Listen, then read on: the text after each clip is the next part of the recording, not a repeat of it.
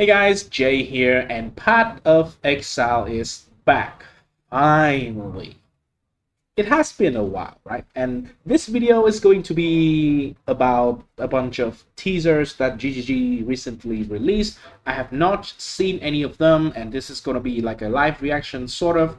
But also, this video is going to be containing a second part, which is about the build idea that I am going to test in the near future for the next league. It is going to be surrounding the Caswin stun character. I am trying to find a new setup, a new skill that is going to be viable with the Caswin stun archetype, and stay tuned for it. All right. So without further ado, let's get to the first part of the video, which is going to be about the teasers. Right. Settler of Kargul. Hi, I'm Mark Roberts, Game Director on Path of Exile. Hi, Mark. We've got more news about item quality Hi, Mark. today. Quality bonuses on armor and weapons are now multiplicative. In other words, weapons with full quality will give 20% more physical damage, and armor with full quality will have 20% more local defenses. You can find out more about three... Okay, this might not sound very interesting to an average person, but I think this actually is very big. I'm going to show you flashbang alert. Yeah, this is one of my favorite weapon in the game, and you can know that is fact by the fact that when I search for it, it is already here, right? So Marohi's Urki. This weapon before and right now it is having 20% quality. Just give it like probably less than 5% damage, but now it's 20%. Is going to be 20% the full number instead of just 20% of whatever the base attack roll of the weapon, of the base weapon is. That is going to be massive. Massive. Anything that has like a very, very high roll of increased physical damage on a weapon is going to benefit massively from this change.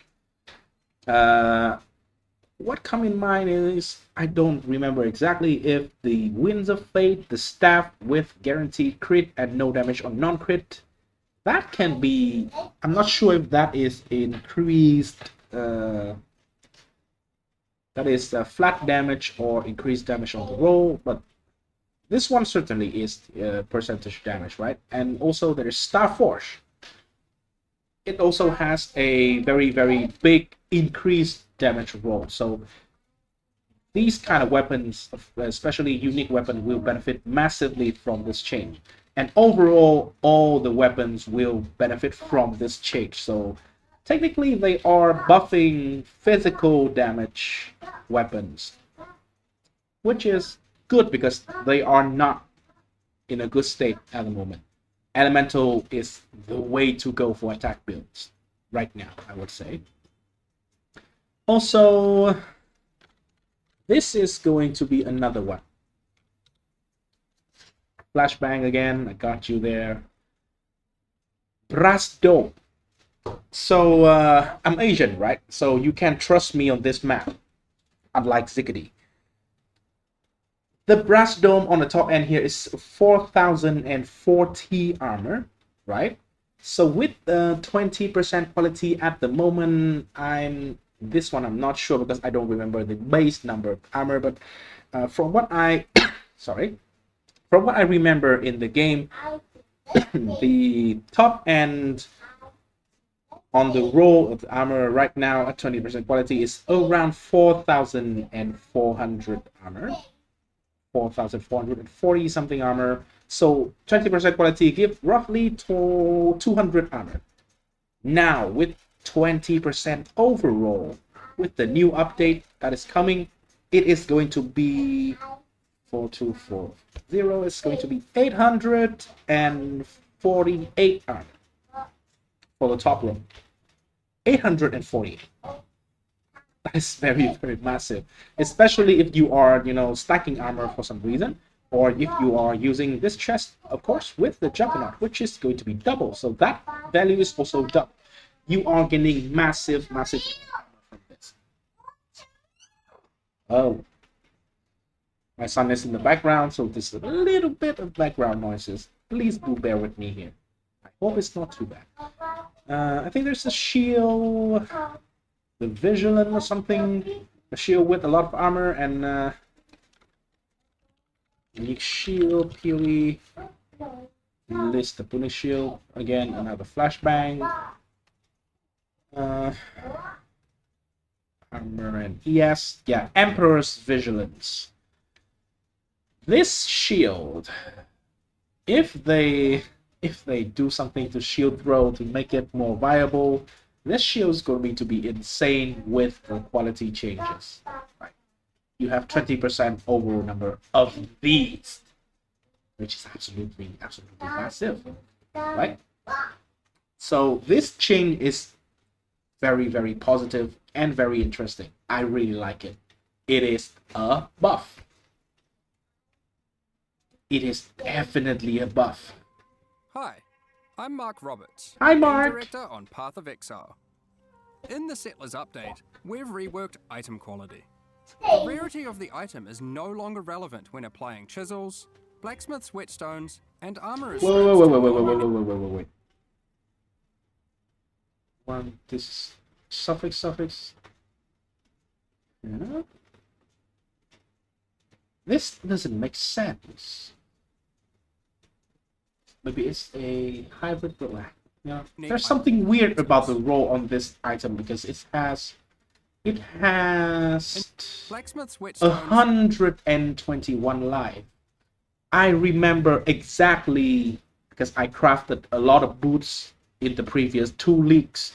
So the maximum flat life number is 89 for a tier 1 life. And then also additional 28 on a hybrid roll. But that hybrid roll comes with flat evasion armor, yes. Not with percentage. And 28 plus 89 is 117, not 121. So this is either they have another tier or they add new affix, new hybrid affix that is percent evasion armor, yes, and then life. Something like that. There must be something strange here. There must be something that is new here on this boots. Because 121 life, I look at this number, this doesn't make sense. and armorer's scraps to non-unique items. Instead, the amount of quality they provide is now based on the item level. Those currencies now apply 20% quality to very low-level equipment. Okay, so we got the idea from this one. This one is nice, right? For, you know, it doesn't affect the end game if it's just these things. But for leveling, it should be much more convenient, I would say. If you have like one armor scrap and you want to throw on a low level boots, you will gain some additional stat, for example. That would be very nice, right? Some additional armor, ES, evasion, always very nice for leveling. The thing that I'm concerned about is end game. I think he said chisel, right? Update, we've reworked item quality. The rarity of the item is okay. no longer... When applying chisels, so chisel also work. Probably is something to do with like maybe white tier will be one chisel. If that is the case, if white tier is one chisel for 20% quality, that is going to be very, very cost efficient. And I don't know about that. My biggest concern is probably also around the catalyst, because if catalyst is going to be applying the same new rule here, the catalyst that we are using on the items that we are using the catalyst on are often very high-end item, high level items, so it will cost 20 of them, right? From what I see on the script on this clip, is going to cost 20 of them, and that is going to be quite expensive because catalyst is something quite expensive. historically, if it is the case, that means automaton farming is more attractive because we can farm catalysts and sell catalysts. And if that is the case, then the AFK style build actually have a very premium content to do, which I really, really look forward to. Okay. Good change overall, by the way. Good change overall. I'm all for it. Hi, I'm Mark Roberts. Hi, Game Mark. Director on Path of Exile. Yeah, I know you have a This job. time around, we're Don't bringing a need to few rub it on improvements me from like Path that. of Exile 2 back to the OG. In 3.25, you'll no longer need to interact with waypoints to unlock them. You can just This walk is by and Last they'll Epoch activate automatically. 1.0. You can find out more about 3.25. Okay.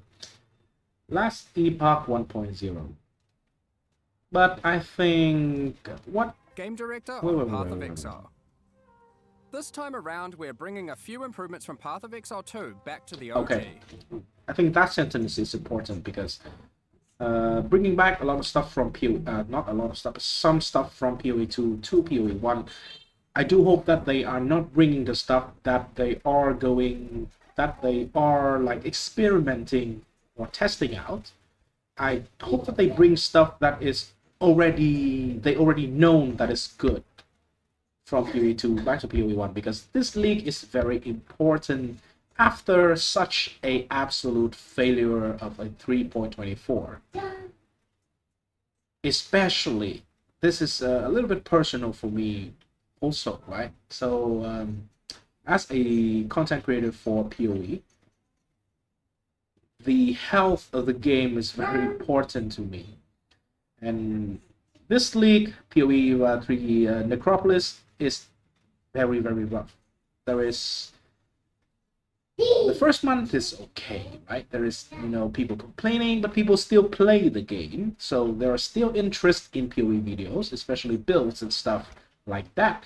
But when the majority of people already quit the game, there is suddenly no really any attention toward like PoE content. So that basically kills small channels like me. I believe recently Wolfio also released a video talking about the problems that he's facing. I wholeheartedly related to that in a lot of sense.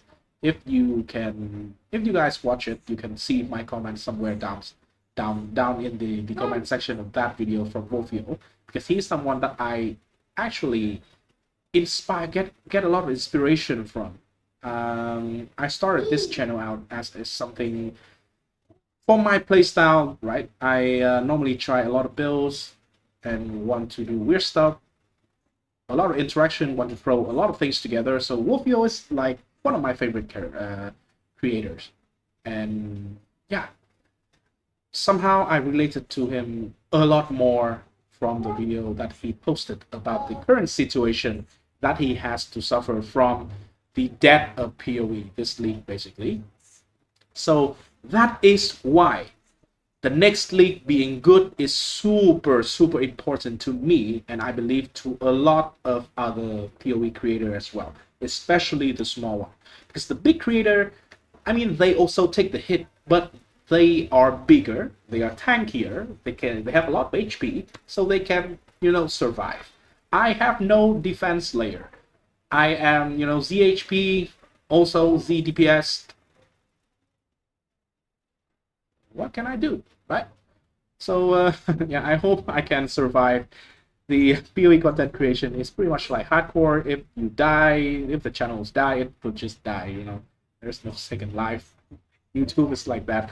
So I do hope this next league is going to be somewhat of a banger at least, and it should be an absolute friggin' banger. My kids is in the background, so I'm not going to say the F word, but you know the gist, right?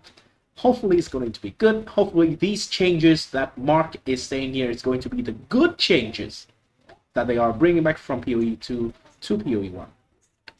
Okay, next part. Okay, quality of life harvest. I don't really care about this one as much. Hi, because I I'm don't Mark farm Roberts, harvest mostly. Game Director on Path of Exile. I actually am one of the very few people who really enjoy the original gardening harvest. And I just enjoy the gardening part of it. I do hope it is still in the game as like microtransaction, not microtransaction, but like the hideout. If they can, give me the opportunity to wire my garden through the hideout, that would be cool. I really like it. I really like to min-max that garden, and I min-max the crap out of that garden. I'm very sad to see it go. But I mean, I know it's for the better of the game, right? But they don't have to remove it completely like that. They already created it. Just leave it as MTX in the game or whatever. Something that is not gameplay. That doesn't affect people's gameplay, right? We've got a tiny quality of life improvement today. Okay. In the Settlers of He Calgary knows update, as well. you can This is a tiny. This is about harvest, right? start harvest encounters with just a single action. Okay. And yes, we made a whole video about it, just because See? our marketing team said so. See? You can find out more about 325 on July 18th at our GGG Live event. See you then. What we learned from the video is the marketing team is the one who is making the decision. It doesn't matter if you are like the director, if you're a CEO, it don't matter. The people who is the salesman, who are the sale people, the financial people, or the marketing people are the one who actually get to say on what to do and what's not to do, right? So that is the corporate world right there. Hi, I'm Mark Roberts, Okay. You are the director of the game. Game I get Director it. on Path of Exile. Yes, I get it. This And is the I am first- I'm Jay and I'm unemployed. In a series Thank of you. videos covering upcoming changes in our 325 expansion, The Settlers of Calgary. In 325, reservation effects, such as heralds and auras, persist through death, allowing you to get right back into combat as fast as possible. You can find out more about 325 on July 18th at our GGG Live event. See you then. Right. So 25 expansion. I need to rewatch it a little bit because my son kind of, interrupted me. He's asking for this box of milk. Yeah, so it's milk in Vietnamese. Settlers of Calgary. In 325, reservation effects, such as heralds and auras, persist through death, allowing My you to God. get right back into combat as fast as possible. Mark, I love you again. Find out more Even though you about just 325 insulted on July me, 18th what, at our GGG Live. 5 times, I think. Yeah, 5 times. He just insulted me 5 times, and I love him for this. For softcore player, it is not uncommon that we, use our dead bodies as the main defense layer. So this is a very nice change. A lot of builds can have a huge amount of reservation. I do have the situation on, my most recent character that I do not have enough buttons to put the reservation on, and I don't really want to do it on the click when it pop up the bar, right? Yeah, I just want to make it all the buttons so I can control and press them, but there's not enough for it. Anyway, super good change. Thank God for it. Thank fucking God for it. That is good. Well, that is all the teasers. TLDR, I think they are good changes. Not all of them are that impactful. Some are just like minor, very minor quality of life. And I think Mark said himself that is tiny changes. But the aura changes, especially, I think, is a lot of quality of life, especially for softcore player, because who care about hardcore, right? The next one, multiplicative item quality. I think this one is going to be big. Hopefully, they do not nerf the items that I mentioned. Obviously not because I mentioned it to everybody, but because they think it's going to be broken. They were not going to be broken. I hope they leave it, maybe even buff it, because most of them are very underused. The archetype for those items are very underused. Even in the case of bows, right? Elemental bows is still the majority of the build, except for the very, very high end physical bow build. Super, super high end. Multiple mirrors tiers. That is going to be be benefiting from this change. But it's already like brokenly strong, so it doesn't gonna be any problem. But I do like physical weapons and armor and stuff to be stronger. I think this is probably my favorite changes so far. Even though I really like the aura stuff here, reservation stuff here, but I think this one is going to be the best for me personally. Right? Let's talk a little bit about the builds.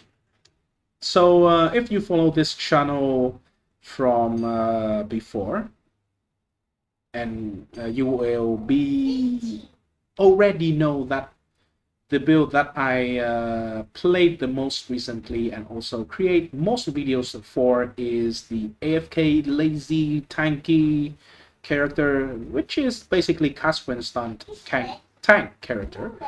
And I'm afraid that certainly, most likely, the detonate dead chain reaction, which is the skill that I am abusing in those builds to have a bunch of damage, to have a lot of damage actually, that skill is going to be nerfed. And I have put a lot of thought into what might be the alternative. Because, for example, if I just change to like volatile depth of seething, yeah, you will have like 80% of the damage that we are having with the DD chain reaction right now, right? But that might be nerfed as well. We don't know, because if they nerf a corpse skill, probably they would nerf other corpse skills as well. If that makes sense, right? So there is no certainty that any corpse skill is going to survive the next patch. We never know that. If they nerf it by like 20% of total damage, that is not going to be a big problem. It's going to be super, super viable. But if it's going to be a big nerf, then we need to find alternative to use for the Caswin stunt character. And so far right now, there are two ideas that I'm having. The first one, which is the better one, I think, so far. I have not tested in reality, but I think this first one is going to be the more viable one in the two, and it is going to be Herald of Agony. And yeah, Herald of Agony. Herald of Agony is a very underused skill. It actually have a lot of damage, and it has a very distinctive playstyle if you use it as a main skill, which means you need to hit people a lot of hit monsters, hit bosses a lot of times, get a lot of poisons on him, and that will improve the damage, the attack speed, the everything of the scorpion that is summoned by the Herald of Agony skill. Well, this sounds familiar. We hit people a bunch of times with Caswin stunt if we link a lot of spells to it. So that is natural synergy over there. The only problem is it gonna be enough damage? Because detonate data chain reaction, what we have been used to on the Caswin stunt build, is absolute bonkers in the amount of damage that is dealing. So I think Herald of Agony will hold the damage, will be able to hold the damage at a respectable level that we can accept to play the game and build. And also because, right, this is very important for the build, because the main damage skill is Herald of Agony, right? So we don't trigger it from Caswin stunt. What we are triggering from Caswin stunt is just poisons from multiple spells. So those spells can actually be a lot of things, including and not limited to brands. Storm brands, I think, is the best one currently. Maybe Penance brand of Dissipation as well. Because those can hit a single target multiple times rather quickly. And if you don't know, they actually can be linked to cast when stunned, cast while channeling, cast while damage taken, any other trigger skill. Sadly, you cannot link Arcanist brand setup into cast when stunned because it's already a trigger gem. That is very sad. If we can do that, that'll be super broken with the Saboteur with double trigger, but that's not the case. We can only trigger like natural brand skill like Storm brand, at least currently. So if we link a bunch of brand skills, let's just say we have a maximum amount of brands out, that is 6 or 7, then we can also put the brand recall and automation. That is going to help a lot with single target. And of course, because previously it is very clunky to use detonator chain reaction yourself because this is a 2-button build, 2-button skill, right? You have to summon the corpses and then you detonate the corpses.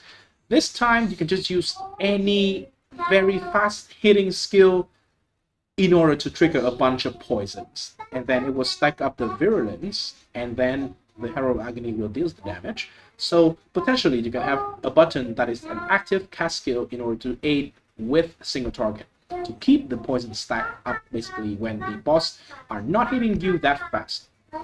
For example, Kosis in Simulacrum, when he is channeling his beam, right, he's not hitting us and we cannot cast when stunned on that, so we can actually use the active skill to cast, right? So yeah, we scale levels, we scale quality for Herald of Agony, and of course we scale this thing, Pure Agony. This is a cluster jewel notable, which give +5 to maximum virulence. Each stack of it give you at level 20 4% attack speed, 9% physical damage, and then 45 to 84 added physical damage to the minion. And of course, with just like 2 co-iron points and maybe an empower, you will already be hitting like level 28.